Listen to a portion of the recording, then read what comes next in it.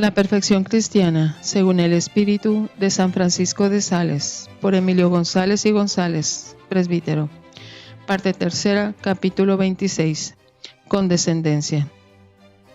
La verdadera caridad pide una perfecta unión de los unos con los otros, y para esto no conozco mejor medio que la dulzura y la condescendencia con la voluntad de los demás, en todo lo que no se opone a la ley de Dios. Hermana de la dulzura y de la tolerancia es la condescendencia. Las tres tienen su origen en la humildad y en la caridad. Todas ellas pertenecen al grupo de las pequeñas virtudes, tan amadas y tan recomendadas de San Francisco de Sales. Consiste la condescendencia en acomodarse uno al gusto y voluntad de otro.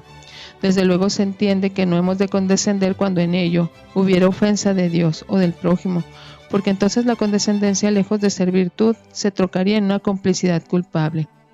Tal fue el pecado de nuestro primer padre, Adán, accediendo a las insinuaciones de Eva cuando ésta le propuso comer de la fruta del árbol prohibido.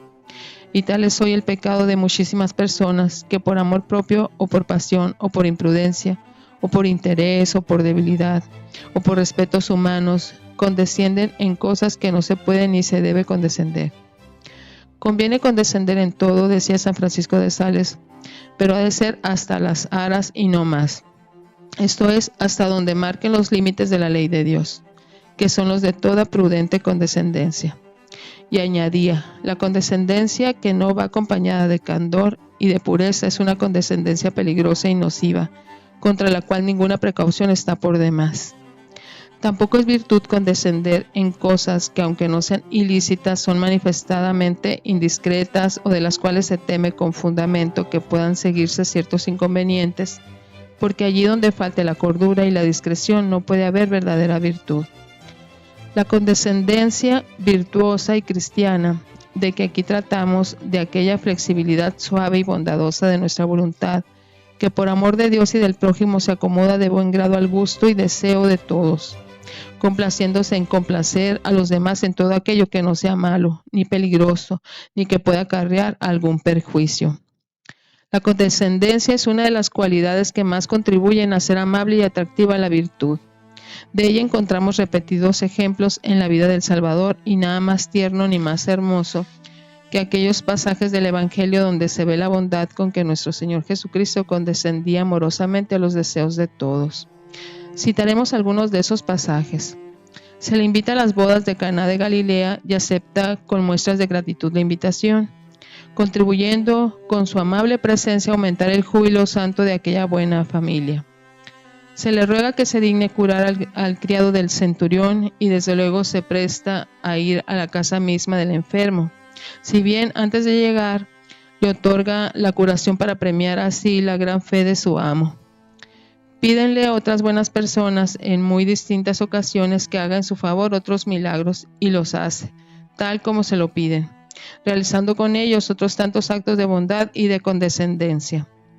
Quieren presentarle unos niños para que los bendiga, y él, accediendo a tales deseos, a pesar de la oposición de sus discípulos, manda que se los traigan hasta sí, y con un rostro placentero y benigno los bendice.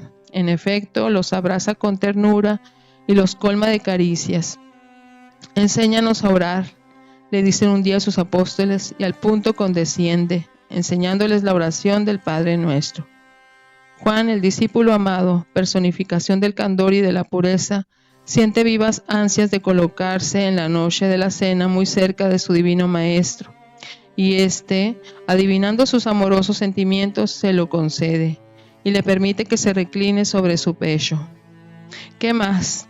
El mismo Judas, el apóstol pérfido, se le acerca para besarle en el momento mismo en que está realizando la traición más infame. Y Jesús se aviene mansamente a que pose sus labios sacrílegos sobre aquel rostro divino.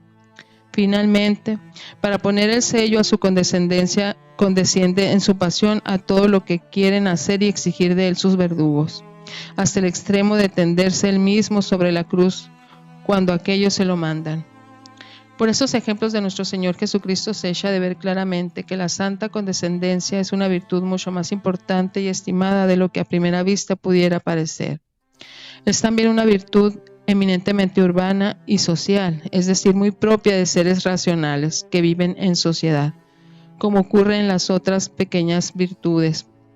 Su uso es frecuentísimo, pues desde el momento en que hayamos de tratar o convivir con una o más personas, sea en el claustro, sea en el siglo, necesariamente se nos ofrecerán a cada paso ocasiones de practicar la santa condescendencia.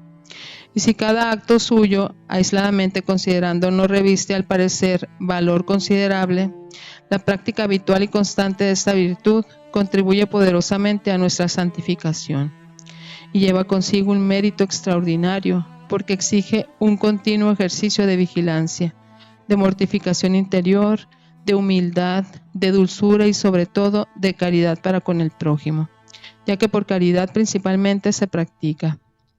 Uno de los principales y más hermosos frutos de la condescendencia es la conservación y el aumento de esa caridad misma, pues como dice San Francisco de Sales, ella es el medio mejor para estrechar los lazos de unión y armonía entre unos y otros.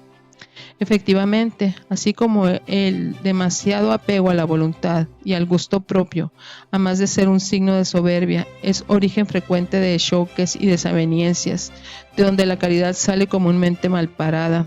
Al contrario, la condescendencia cristiana, por la que uno se acomoda gustoso al deseo y voluntad de los demás, es fuente de amor recíproco, de paz y de concordia, en tal manera que no puede ponderarse suficientemente cuanto contribuye dicha virtud a la felicidad y bienestar de los individuos y de las familias.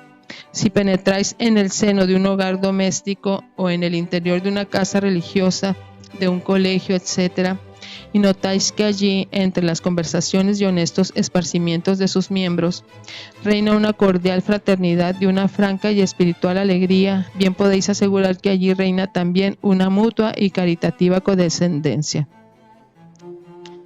Porque si esa no existiera, imposible sería también que existiesen aquella alegría santa y aquella fraternidad edificante.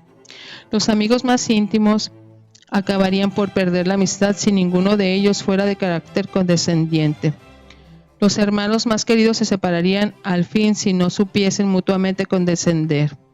Aún las religiosas más perfectas se resfriarían mucho en la caridad fraterna si, habiendo de vivir juntas en un mismo departamento u oficina, no practicaran unas y otras la virtud de la condescendencia. Por eso decimos arriba que esta virtud, además de ser virtud cristiana, por lo que tiene de sobrenatural y divina, es al mismo tiempo eminentemente humana y social, pues que sin ella no hay amistad ni sociedad posible entre los hombres, mientras que con ella el trato y comunicación con nuestros semejantes se hace sumamente fácil y agradable. Tiene otra ventaja la condescendencia, y es que ya disponiendo admirablemente nuestro ánimo para practicar con más facilidad y perfección la virtud de la obediencia, porque quien está acostumbrado a negar su propia voluntad para acomodarla al gusto y voluntad de los otros sin esfuerzo ninguno, sabrá, cuando llegue el caso, someterla al superior, obedeciendo dócilmente sus mandatos, por lo cual San Francisco de Sales, que también entendía y tan admirablemente practicaba la virtud de la condescendencia, escribe lo siguiente: para aprender fácilmente a obedecer a tus superiores, condesciende sin repugnancia con la voluntad de tus iguales. Cede a su dictamen y no seas disputador e impertinente. Acomódate también con gusto a los deseos de tus inferiores en cuanto lo permitan la razón, y no uses con ellos la autoridad imperiosa si son buenos. También son del mismo santo doctor estas palabras: si estáis con superiores, adaptaos a sus inclinaciones, con tal que sean buenas, y si vuestros ejercicios particulares no son de obligación, ocupaos en los que a ellos más les gustan. Y daba el santo esta razón: condescendiendo con la voluntad de los demás, debemos pensar que hacemos la voluntad de Dios, manifestada en la del prójimo. Así pues, alma devota, por imitar a nuestro divino Salvador, por espíritu de humildad y caridad, por amor de la paz y la concordia, por tu propia felicidad y bienestar, para edificación de tus prójimos, para que se te haga menos difícil la obediencia y, en fin, para ser más sociable y atractiva la virtud y despertar en otros el deseo de su adquisición, aprende a condescender en todo lo que fuere lícito y prudente, primero con tus superiores, después con tus iguales e inferiores. Y créeme, no solo allá en el cielo, sino también acá en la tierra recogerás con júbilo los frutos dulces y provechosísimos de tu condescendencia. Resolución.